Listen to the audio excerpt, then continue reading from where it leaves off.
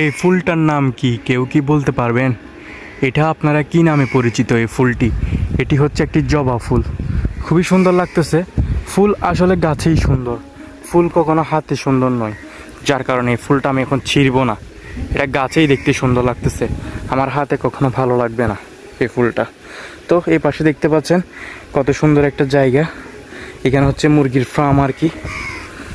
So hello everyone, আসসালামু আলাইকুম। কী অবস্থা আপনাদের সবার? আশা করি আপনারা সবাই ভালো আছেন। আমি আল্লাহর রহমতে অনেক ভালো আছি। দেখেন পরিবেশটা আসলে খুবই স্তব্ধ, নিরিবিলি, বাতাস। আপনারা হয়তো বাতাসের সাউন্ড শুনবেন কিনা জানি না। তো এখানে দেখতে পাচ্ছেন একেবারে ছোট ছোট মুরগির বাচ্চা, একেবারে ছোট লেভেল থেকে এখানে বড় করা হয় আর কি, কিনে এনে আর কি ছোট ছোট মুরগির বাচ্চা। যদিও মুরগির বাচ্চা তো এখানে তোলানো হয় না, তো যার কারণে ওদেরকে কিনে এনে তারপর হচ্ছে এখান থেকে মানে একেবারে বেবি লেভেল থেকে মানে বড় করা হয় আর কি। দেখতে পাচ্ছেন আস্তে আস্তে অনেক বড় হয়েছে। এর আগেও আমি একটা ভিডিও করেছি, যারা আমার পুরনো সাবস্ক্রাইবার আছেন তারা হয়তো বা জানেন আশা করি। আমি মাঝে মধ্যে আপনাদেরকে মুরগির খামারে আপডেট দিয়ে থাকি, গরু ছাগলের খামারে আপডেট দিয়ে থাকি। মানে আমি এভরিথিং আপনাদেরকে সব বিষয়ে কিছু না কিছু ধারণা দিয়ে থাকি, ঠিক আছে? তো এখানে দেখেন মুরগিগুলো দেখতে খুবই কিউট লাগতেছে, মানে মনে চাচ্ছে একটু ধরি হাত দিয়ে, বুঝছেন? কিন্তু আমি তো এখন অনেকটাই পিছিয়ে, গেট তো হচ্ছে আপনার সামনে দিয়ে, ওই পাশ দিয়ে হচ্ছে গেট, তো যার কারণে আর ধরা যাবে না আর কি। এখানে সুন্দর একটা দেখেন গাছ আছে, এই গাছটার নাম কি যে নারকেল গাছ, নারকেল গাছ, গাছটির নাম হচ্ছে নারকেল গাছ। এই পাশে দেখেন এখানে অনেকগুলো আছে মুরগির বাচ্চা আর কি, ছোট ছোট মুরগির বাচ্চা।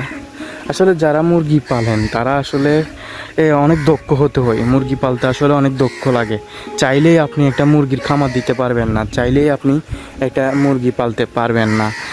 পারবেন যদি আপনি এইসব বিষয়ে যদি এক্সপার্ট না হয়ে থাকেন, তাহলে হয়তো আপনি অনেক বিপদের সম্মুখীন হতে হবে।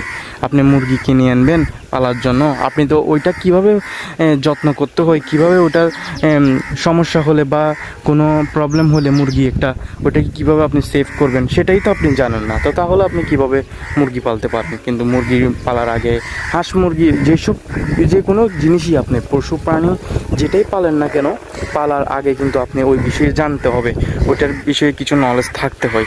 তারপর হচ্ছে আপনি ওই বিষয়গুলো পালবেন আর কি। না হলে না জেনে হুট করে যদি মুরগি বলেন, গরু ছাগল বলেন, যে কোনো কিছুই যদি নিয়ে আসেন, আপনি বিজনেসের আশায় আনলে তো যদি এরকম না জানে বিজনেসের আশায় কিনে নিয়ে আসেন, ও করতেছে মুরগির খামার আমিও করি, তাহলে কিন্তু আপনি লসের পর্যায়ে পড়েন। তো যার কারণে অনেকেই বলে আমি মুরগি পেলে লস খাইছি, তুমি কেন মুরগি পেলে তো লাভ করতেছো?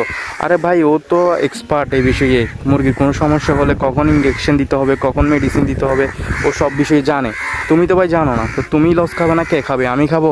তখন বলে যে মুরগি পেলে কোনো লাভ নাই, এটা মিথ্যা কথা। কাক এত ডিস্টার্ব করে কেন? কাকরা বেশি ডিস্টার্ব করে, এখানে আর বেশিক্ষণ না থাকাটাই ঠিক হবে আশা করি। আসলে এখানে অনেক বাতাস, ঠিক আছে? তো আমি এখন চলে যাব আর কি।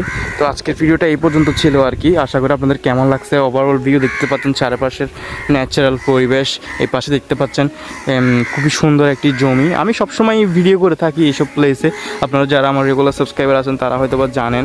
তো দেখতে পাচ্ছেন এখানে গরু আছে, খুবই সুন্দর লাগতেছে এই প্লেসটা আসলে।